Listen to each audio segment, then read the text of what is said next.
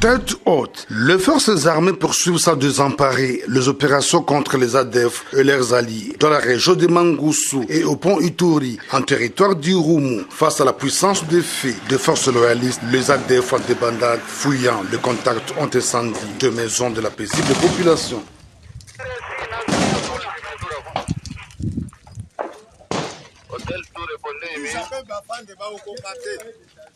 L'arrivée de troupes à renfort du côté nord du pont Ituri sous le commandement du général Niembou Abdallah, commandant second en charge des opérations et renseignements, a permis aux éléments de FARDC de prendre en tenaille ces terroristes. Le lieutenant Jules Ngongo, porte-parole des opérations en Ituri, dresse le bilan avant d'appeler la population à faire confiance aux forces loyalistes. À l'issue de ces opérations, forces armées ont neutralisé 6 éléments de ces mouvements terroristes, parmi lesquels un commandant des nationalités ghanéennes. De cela s'ajoutent les armes récupérées et plusieurs bombes artisanales récupérées par les forces armées. Signalons que ici au pont Ituri, l'ennemi avait pour objectif de faire sauter ces ponts, ces passages obligés. Grâce au professionnalisme de l'armée régulière de la RDC, nous avons déminé cette bombe artisanale.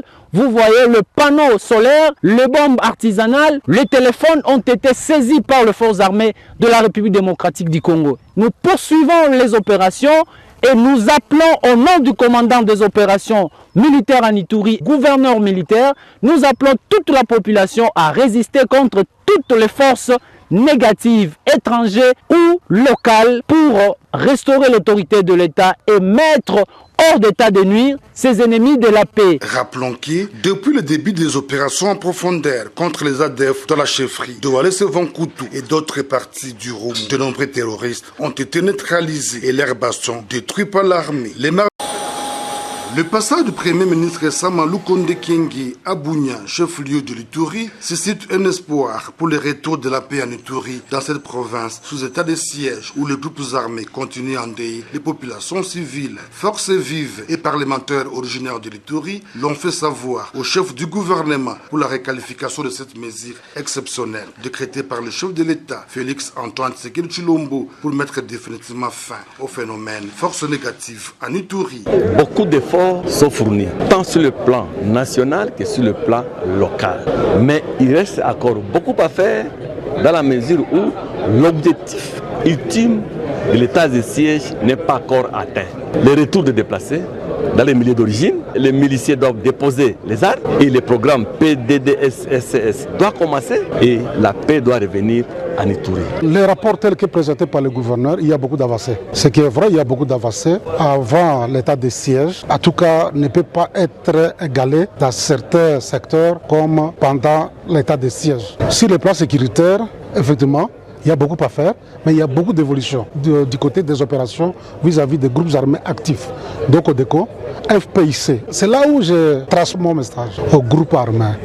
Il y a les moments où on fait la guerre et il y a les moments où on doit arrêter la guerre. Le gouverneur a soulevé certains points, notamment l'allocation de moyens qui arrive de manière irrégulière. Donc l'irrégularité dans le moyen alloué, n'est-ce pas, aux opérations de l'état de siège.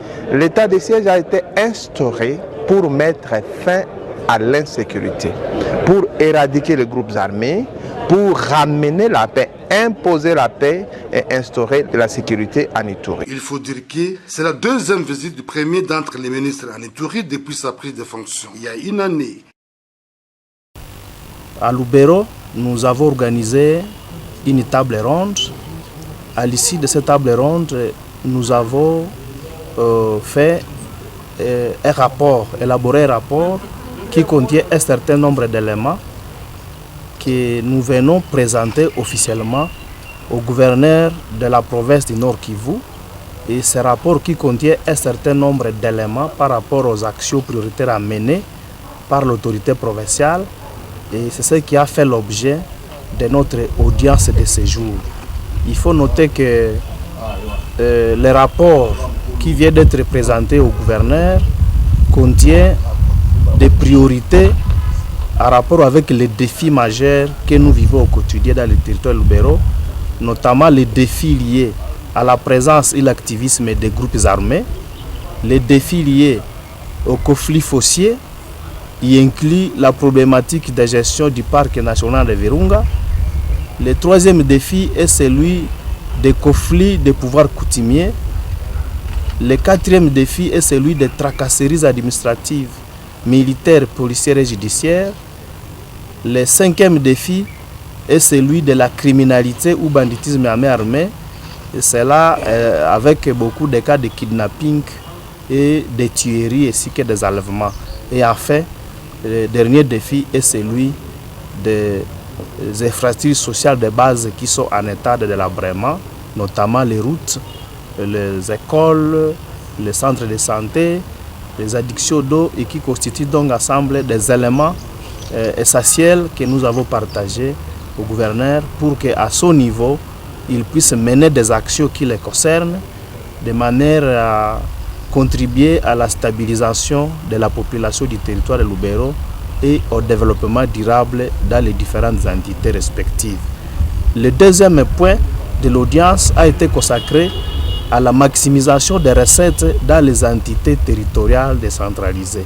Et là, il était question d'expliquer à l'autorité provinciale de voir comment renforcer les actions de sensibilisation pour le paiement des taxes et impôts au profit des ETD et également accorder la rétrocession pour que les ETD ou d'entités territoriales centralisées arrivent à réaliser des activités de développement à la base, puisqu'il va de l'intérêt des ETD de développer au niveau de la base pour que la province Nord Kivu retrouve un essor socio-économique convenable. Merci. D'abord, je suis venu présenter mes civilités auprès de son Excellence et des gouverneurs. Et en plus de cela, son Excellence est le président du comité provincial de la sécurisation des élections dans le Nord Kivu. Et donc, vous êtes les hommes des médias, vous êtes au courant que la CENI a repris les activités. Et il était de bonne voie de venir faire son Excellence, monsieur le gouverneur, et de ce que la CENI va commencer à faire actuellement. Bien, là, nous sommes dans une opération que nous appelons opération d'actualisation de la cartographie opérationnelle, qui va consister à revisiter nos centres d'inscription qui sont disséminés un peu partout dans la province. Et on verra les centres d'inscription qui sont viables, les centres d'inscription qui ne sont pas viables, là où ça n'existe plus et là où on doit encore créer d'autres centres d'inscription. C'est une grande opération qui précède des autres opérations. Une fois on fait cela, maintenant les autres opérations vont suivre, notamment on va recruter les personnels qui vont travailler, qui vont faire l'enrôlement. Mais c'est la première activité que nous allons commencer. Et ça prendra dans un maximum de temps de 6 mois. Mais jusqu'à l'enrôlement, mais nous sommes d'abord dans les préparatifs. Ce qui est important, c'est que nous avons lancé déjà des opérations. Et la CENI s'apprête à préparer déjà les élections. Et nous sollicitons déjà leur accompagnement comme acteur principal de ces élections. Et donc, qui s'apprêtent, et bientôt ils seront convoqués pour aller se faire enrôler et obtenir de nouvelles cartes des électeurs. Donc voilà le message qu'on peut lancer à la population.